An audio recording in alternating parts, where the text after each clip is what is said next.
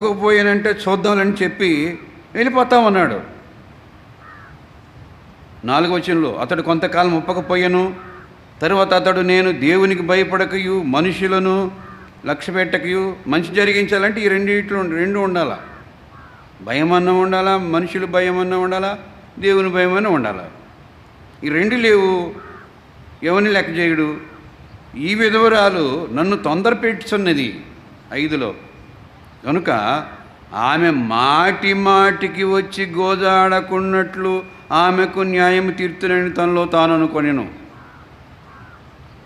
చాలా కాలం ఒప్పుకోలేదు, కానీ ఆమె ఆయన దగ్గరకు పోయి అడగటం మానుకోలేదు. వాడికి లేకపోతే సిగ్గు నాకన్నా ఉండాలి కదా, ఇంకేం పోతావులే ఆయన దగ్గరికి అనుకోలేదు ఆమె. ఇలాంటి వ్యక్తి దేవునికి భయపడక మనిషిని లక్ష్య పెట్టకుండా లెక్క లేకుండా ఉన్నటువంటి ఒక న్యాయాధిపతికి ఒక దినాన ఈమెకు న్యాయం చేయాలనే మనసు కలిగిందని అంటే ఆమె తొందరపడి సిగ్గుపడి చెదిరించుకొని పోయి ఉంటే ఆమెకు అక్కడ మంచి జరిగేది కాదు, న్యాయం జరిగేది కాదు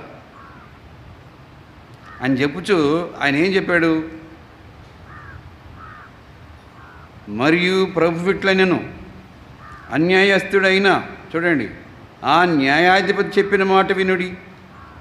దేవుడు తాను ఏర్పరచుకున్న వారు దివారాత్రులు తను గూర్చి మొరపెట్టుకొనుచుండగా వారికి న్యాయము తీర్చడా.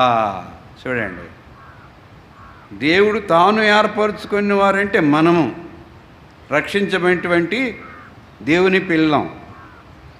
ఒకప్పుడు ఈ ఏర్పాటు లేదు.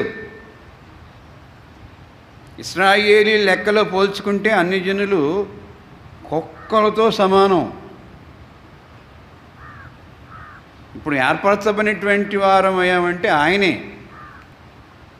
నమ్ముకోవడం ద్వారా.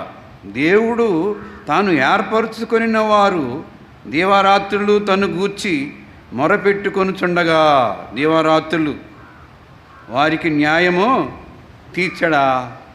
దేవుని భయం లేకుండా మనుషుల భయం లేకుండా లెక్కబెట్టని వాడే కదా ఏ దిక్కుమొక్కు లేని ఆ విధవరాల విషయంలో ఒక దినాన న్యాయం చేస్తానని ఆయన తన మనసులో అనుకొని న్యాయం చేశాడు కదా. దేవుడు తాను ఏర్పరచుకున్న వారు దివారాత్రులు